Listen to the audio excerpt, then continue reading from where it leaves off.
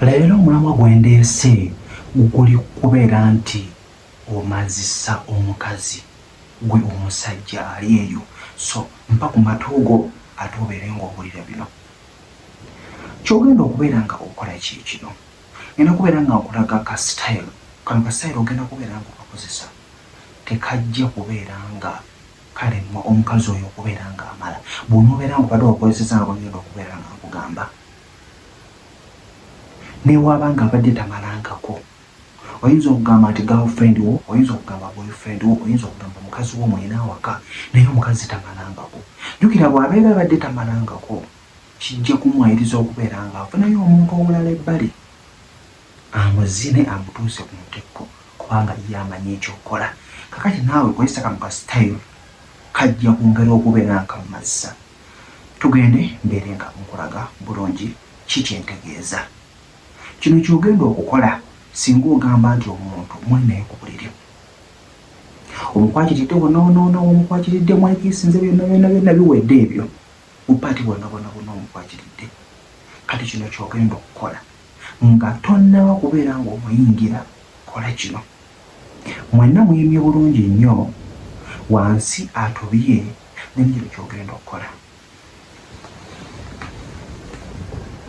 Njagala omwebakako bulungi nnyo bwoti, omwebakako njagala obeere nga omulekera ka breathing space, obeere nga tomwemaliddeko nnyo.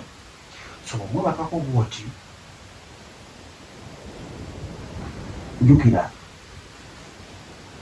eno fokasi yange gyenjagala omukira gwo gubeere nga gukoonakona ku muntu oyo, oba okitegeera wansi awo ku bukyala bwe. So omukira guno gubeera nga gukoonakona ku bukyala bwe, gwe njagala okwata omukono guguno oba okiraba. Toyinza guyisa wano makkati kubanga tewaliwo space. Omukono guno naguyisa eno wansi mu bigere bye, jjukira ng'oli kungulu kuno bwoti si bwe kiri. Ebigere bye biri waggulu biti, ali mu combination style yeebasewo bulungi nnyo.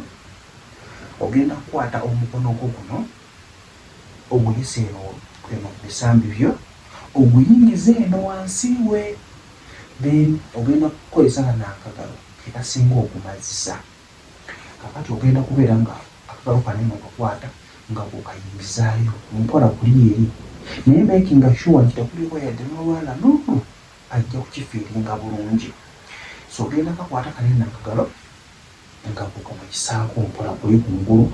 Jjukira n'omukira guli gukoona kuli kungulu, so talina waseza. Omukira guli kungulu kuli eri, teguyindidde abula Yesu guzannyira buzanyizi kuli. N'olugalo lw'okola ki? Olugalo lw'oli muno kumukuba.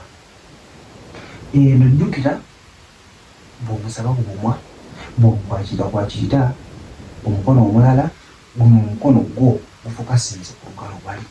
Oli mu kubeera ng'okola ki? Ng'oyisaako mpola, n'omukira gubeera ng'okola ki?